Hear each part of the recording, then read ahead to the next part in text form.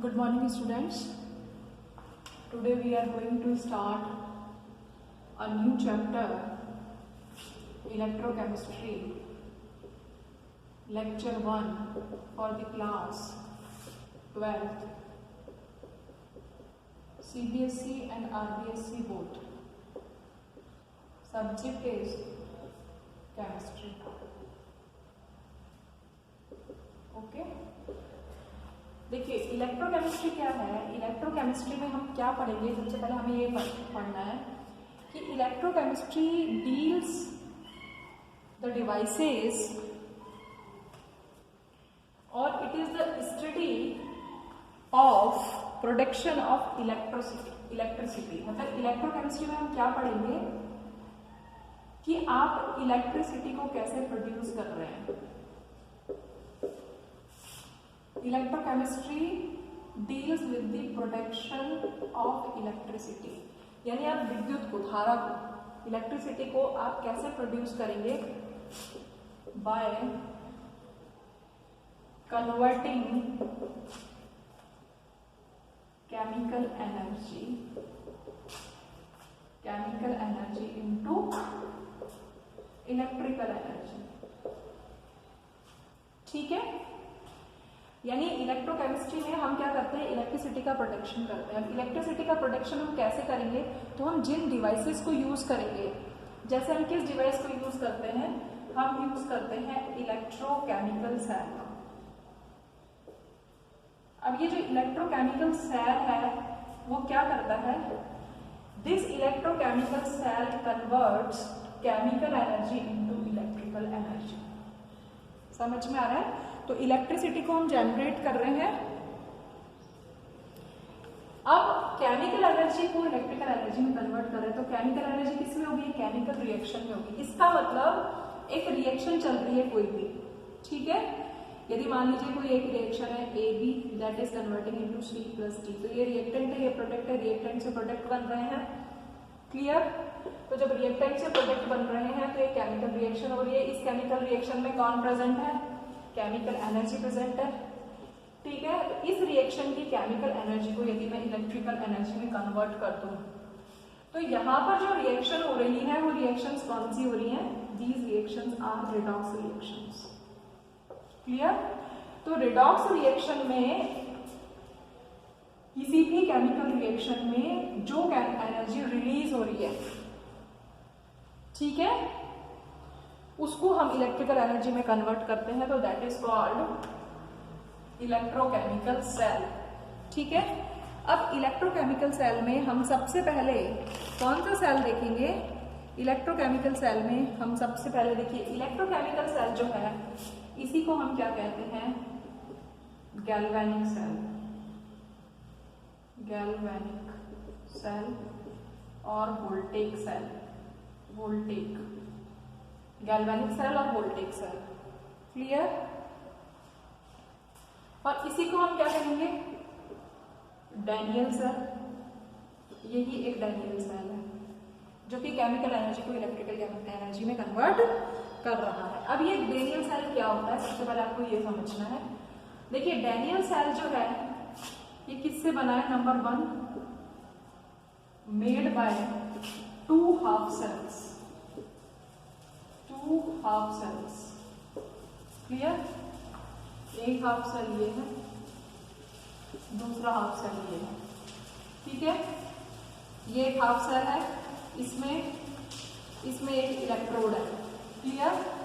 ये एक इलेक्ट्रोड है फॉर एग्जाम्पल। ठीक है, ये किसका इलेक्ट्रोड है, it's a zinc electrode dipped in a solution having zinc ion ZnSO4। Clear. ये एक्वस हो गया, ये मैं इसी फेज देती हूँ, ये सॉलिड है, ये एक्वस है, ये जिंक इलेक्ट्रोड है dipped in a zinc sulphate. ठीक है। इन अ सिमिलर वे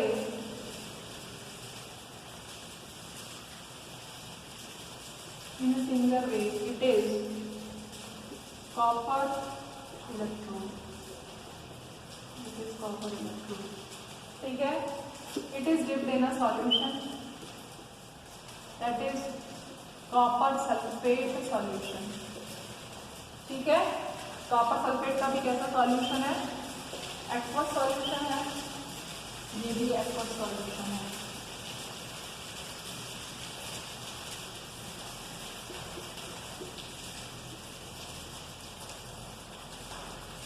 ठीक है, क्लियर।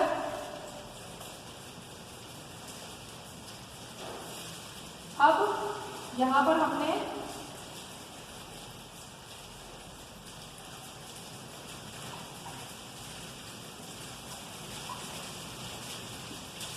ये दो इलेक्ट्रोड है।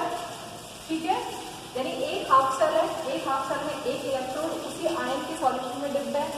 Here again another electrode which is dipped in electrolyte.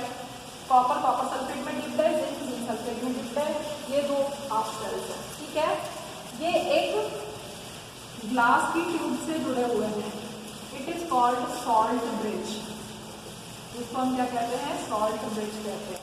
ठीक है, इसमें क्या भरा हुआ है, इसमें अमोनियम क्लोराइड या पोटेशियम नाइट्रेट अगर अगर जैल में मिक्स विद अगर अगर जैल। सॉल्ट ब्रिज में ये चीज भरी हुई होती है। ठीक है, और यहाँ पर क्या लगा हुआ होता है, यहाँ पर कॉटन लगी हुई होती है। क्लियर। ये सॉल्ट ब्रिज क्या करता है, ये जो सॉल्ट ब्रिज है, ये जो सॉल्ट ब्रिज है वाकई में क्या कर रहा है, ये कंप्लीट सर्किट को कंप्लीट कर रहा है। Complete circuit and maintain electrical neutrality.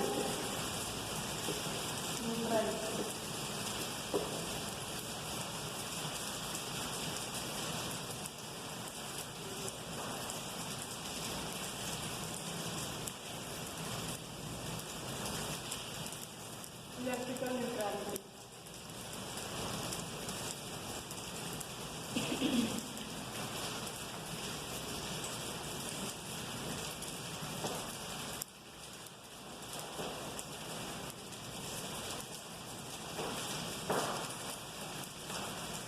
ठीक है,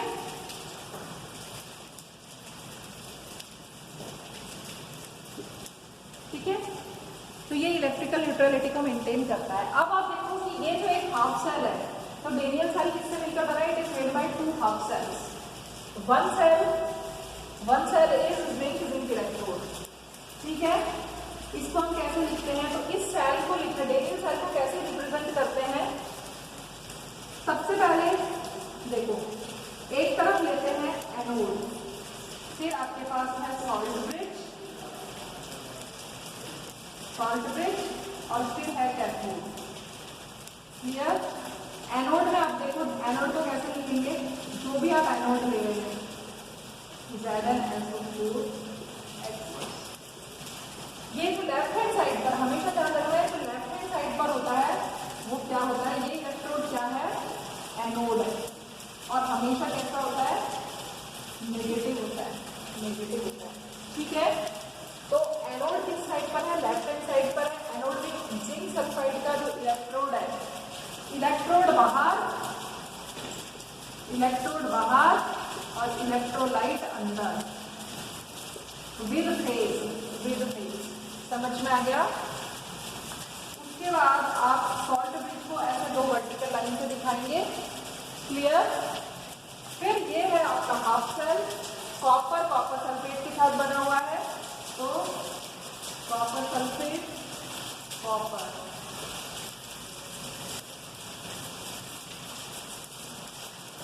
ठीक है,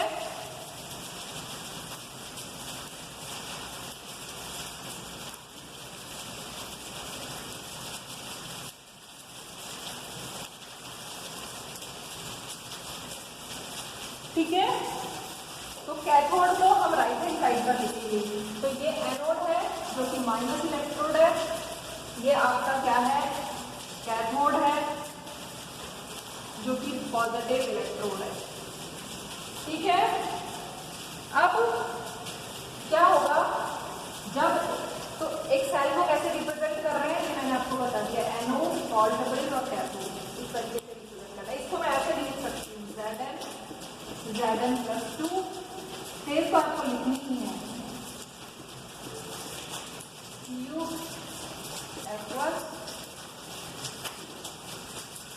ठीक है, तो आपसे पूछा जा सकता है डेनियल सेल को कैसे रिप्रेजेंटेशन ऑफ राइट द, एक नंबर का क्वेश्चन पूछा जा सकता है write the representation of Daniell cell, तो आप इस तरीके से लिखेंगे।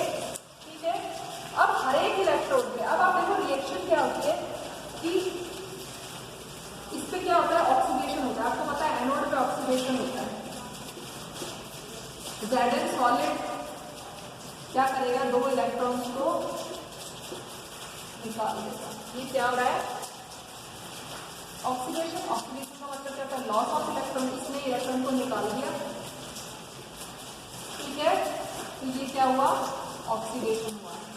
इस पर हुआ, लेफ्ट हैंड साइड पर हुआ। लेफ्ट हैंड साइड पर कौन था, एनोड था। तो इलेक्ट्रॉन यहाँ से लॉस हुआ, तो यहाँ से इलेक्ट्रॉन निकलेगा, इधर जाएगा, इधर जाएगा, इधर जाएगा। तो जो इलेक्ट्रॉन है वो इधर से इधर जा रहा है। यहाँ से इलेक्ट्रॉन निकला, राइट हैंड साइड पर कौन बैठा हुआ है, कॉपर +2, जो कि एक्वस सॉल्यूशन है। उसने दो इलेक्ट्रॉनों को एक्सेप्ट किया, रिडक्शन हुआ और किसमें बदल गया, सॉलिड में बदल गया। समझ में आ रहा है। तो अभी आपको जो मैं बता रही हूँ कि केमिकल एनर्जी, केमिकल रिएक्शन ही तो हो रही है दोनों इलेक्ट्रोड्स पर। तो ये क्या हो गया, ये राइट हैंड साइड हो गया, कैथोड हो गया। क्लियर, दो इलेक्ट्रॉन से दो इलेक्ट्रॉन कैंसिल हो गए, तो Zns plus Cu plus 2 aqueous, Cu solid plus Zn plus 2 aqueous.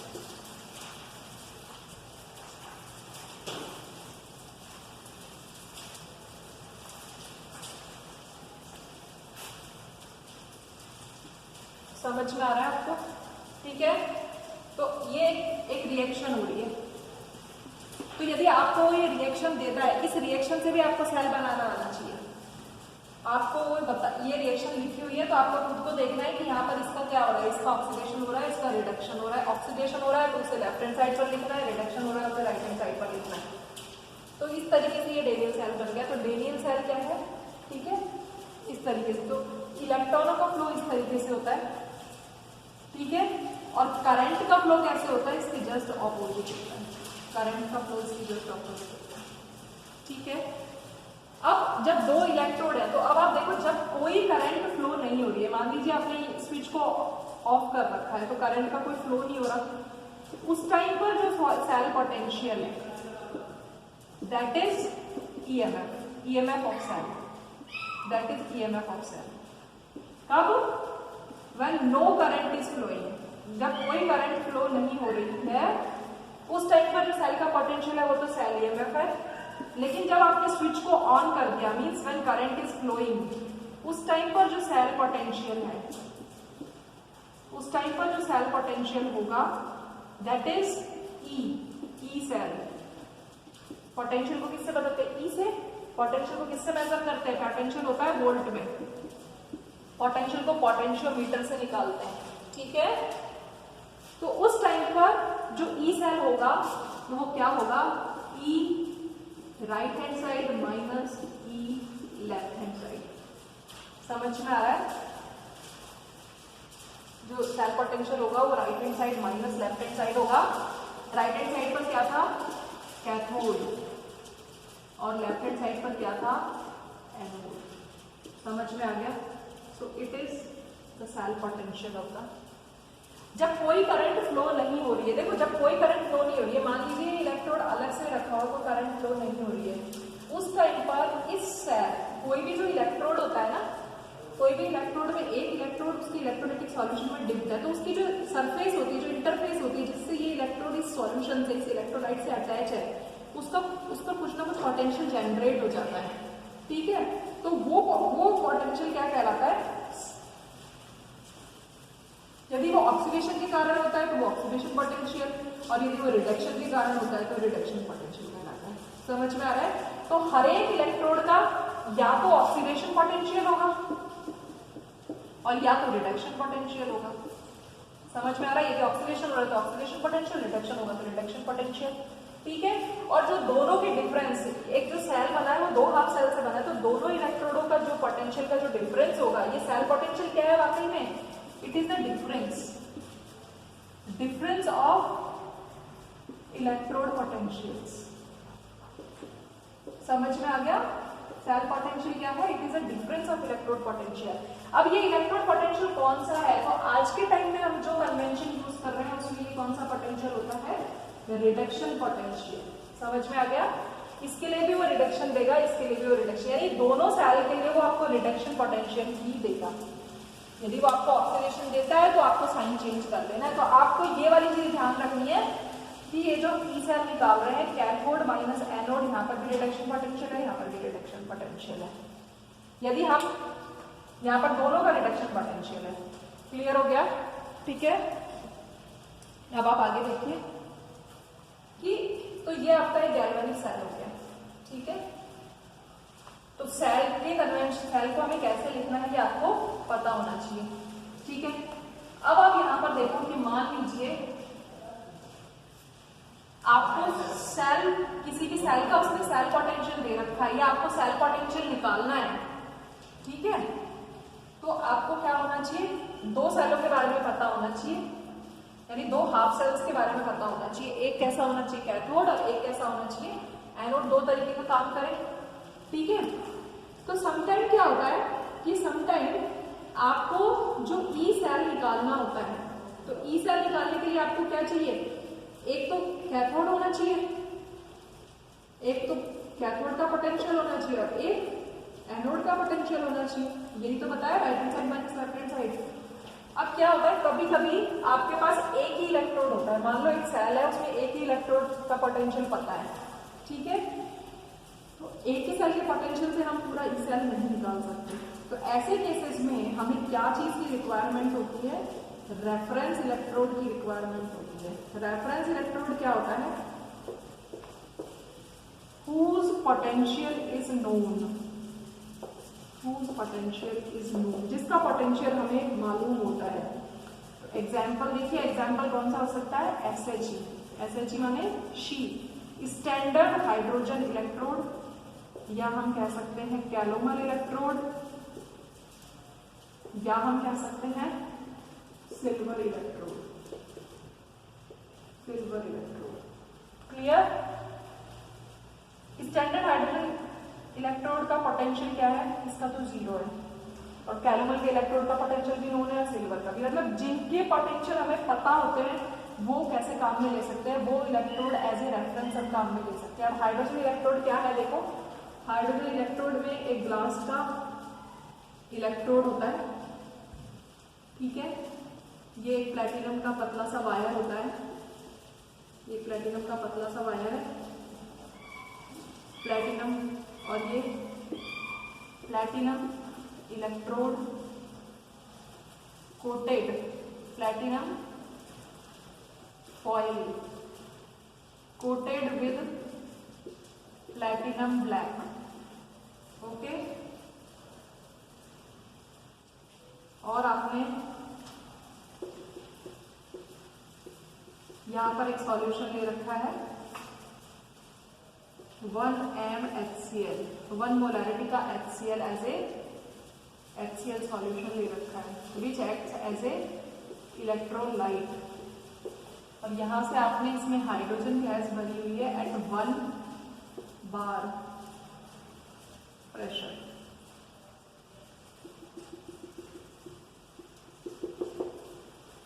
ये एक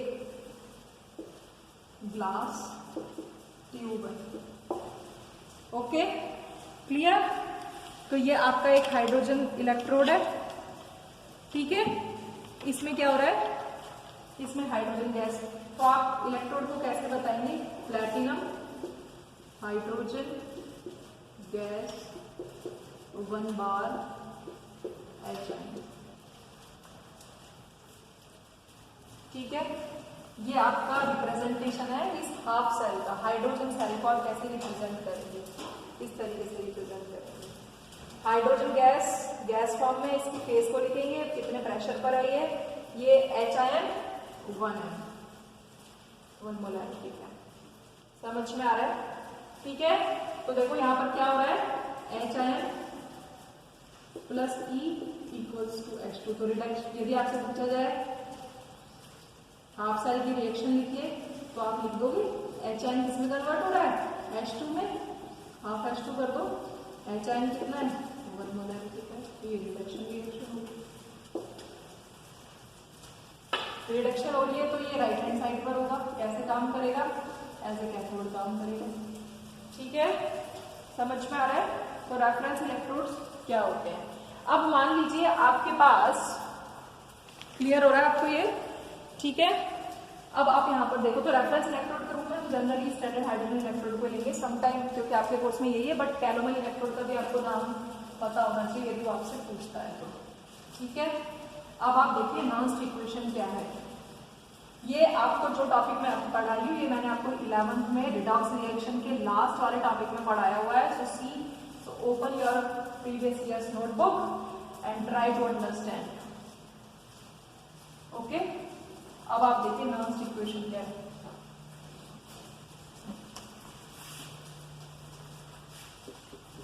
Nernst equation clear.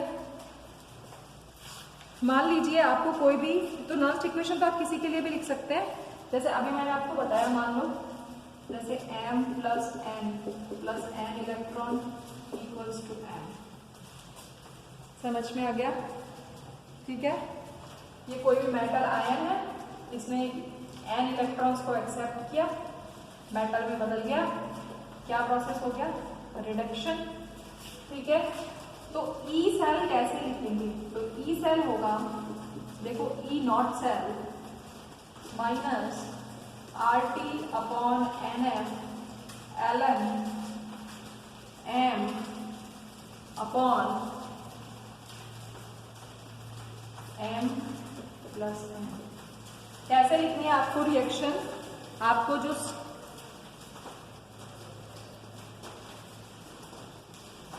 Nernst equation क्या है, नॉन्स्ट इक्वेशन वाकई में it gives the relation between, Nernst equation क्या है, it gives the relation, it gives the relation between electrode potential, temperature and concentration of metal ion, concentration of metal ion किस के बीच में relation दे रही है, electrode potentials के बीच में दे रही है, टेम्परेचर के बीच में दे रही है और कॉन्सेंट्रेशन के बीच में दे रही है।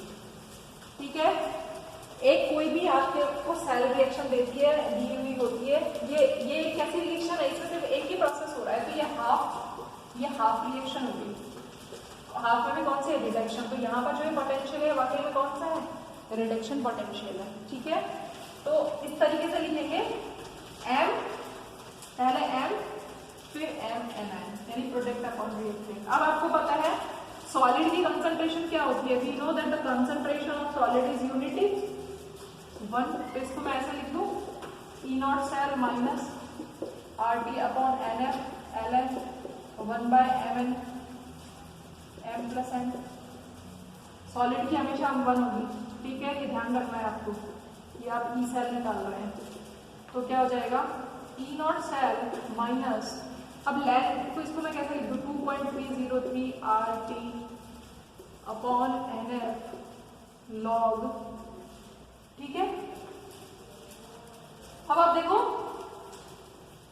1 अपॉन M प्लस N, ये ln को मैंने ऐसे वाले लॉग में लिख दिया, ऐसे वाले लॉग में। आपको पता था ना ln किसके बराबर होता है, 2.303 लॉग के बराबर होता है, ये पहले वाले चैप्टर में भी पढ़ा है, काइनेटिक्स में भी। ठीक है, अब ये माइनस है, माइनस को मैं प्लस कर दूं तो ये mn ऊपर चला जाएगा ना।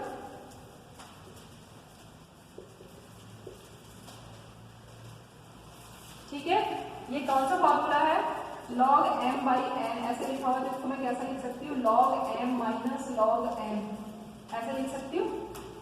ठीक है, क्लियर। लेकिन यदि मान लो, ठीक है, तो अभी ये यहाँ पे माइनस है, समझ में आ रहा है, अभी ये माइनस है तो ये ऊपर जाएगा तो कैसा हो जाएगा, प्लस हो जाएगा ना। क्लियर, ये हो गया, तो इस सेल का फॉर्मूला ये हो गया। अब आपको हमेशा ध्यान रखना है, आज की वैल्यू आपको पता है 8.314 होगी टेम्परेचर, यदि मैं इसकी 25 डिग्री सेंटीग्रेड फिक्स रहेगी इस टेम्परेचर पर, ये 298 केल्विन पर यदि मैं निकाल रही हूँ तो ये जो चीज़ है, और एफ की वैल्यू कितनी है, एफ की वैल्यू है 96500 कूलम। तो इन सब की वैल्यू जो है वो हमेशा कितनी होगी, इसको आपको याद रखना है, that is 0.0591 upon n log m plus n, that is E cell. समझ में आ गया? तो ई सेल का फॉर्मूला क्या है, ये है ई सेल का फॉर्मूला। किसी भी सेल का जो पोटेंशियल निकालना है आपको वो क्या होगा, जहां पर एफ ये है, टी ये है 298 केल्विन, ठीक है, आर की वैल्यू है 8.314 जूल पर केल्विन डिग्री, ठीक है, पर केल्विन मोल। और एफ की वैल्यू कितनी है, एफ की वैल्यू जो मैं आपको बताइए,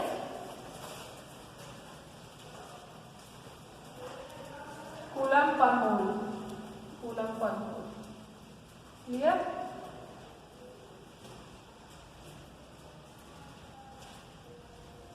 कूलम पर मोल, समझ में आ गया? तो ई नॉट की वैल्यू ये हो गई आपके पास, क्लियर? अब ये जो आपका है, तो ये इस तरीके से आपकी बुक में दिया हुआ है, सेल पोटेंशियल आपको कैसे निकालना है, ये आपको निकालना आना चाहिए, ठीक है? ये जो आपने लिखा है वाकई में, तो अब आपको, ठीक है, तो ये आपको निकालना आना चाहिए। अब यहां पर आप देखो, ये वैसे है क्या, यदि मैं देखो कि ये क्या होगा,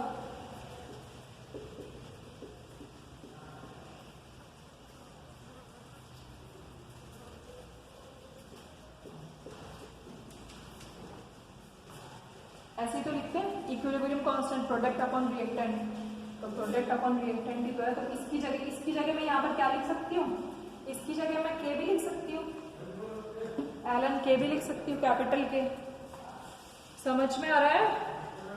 तो ये यहाँ तक तो समझ में आ गया आपको, ठीक है? इसको मैं ऐसे कर सकती हूँ, ठीक है? यहाँ तक समझ में आ रहा है?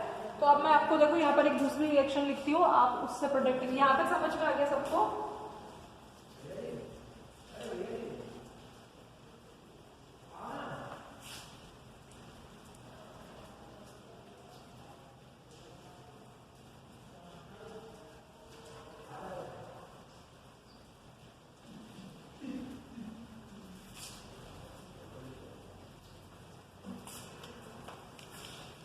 ठीक है? तो अब आप देखो, मान लो मैंने एक रिएक्शन लिखी है, कौन सी, कोई भी रिएक्शन लिख लो, बहुत सारी रिएक्शंस दी हुई है। मान लीजिए एक रिएक्शन है AA plus BB equals to CC plus DD, ठीक है? तो K की वैल्यू क्या हो जाएगी, C की पावर C, B की पावर D अपॉन A की पावर A, B की पावर B, ये सबको पता है। तो E क्या हो जाएगा इसके लिए, E बराबर E नॉट, E सेल बराबर E naught cell minus RT upon NF 2.303 log मेरे को यही लिखना पड़ेगा इसके लिए, यदि मुझे लास्ट इक्वेशन के लिए लिखना है तो मेरे को ये लिखना पड़ेगा ना, क्या लिखना पड़ेगा, CC capital DB upon AA upon BB। तो इसके लिए मैं क्या लिख सकती हूँ, E naught cell minus 0.0591 upon n log K लिख सकती हूँ, इस पूरे को मैं K लिख सकती हूँ ना, और इन सब की वैल्यू लिख दी मैंने, जो कि मैं आपको पहले बता के चुकी हूँ। तो ये फॉर्मूला हो गया आपका, समझ में आ रहा है आपको, क्लियर? ऐसा लिख सकते हैं हम, ठीक है? और यदि मान लीजिए आगे देखिए कि यदि ई सेल क्या हो, ई सेल यदि 0 हो तो ई नॉट सेल किसके बराबर हो जाएगा, ई नॉट सेल हो जाएगा 0.0591 अपॉन n लॉग K। समझ में आ गया? तो ये एक बहुत ही अपने आप में इम्पॉर्टेंट रिलेशन है, इसके न्यूमेरिकल्स भी हैं, क्लियर? ये क्या है, इक्विलिब्रियम कांस्टेंट। इक्विलिब्रियम कांस्टेंट और सेल पोटेंशियल में क्या रिलेशन है आपको ये बताना है यहाँ से। आना चाहिए।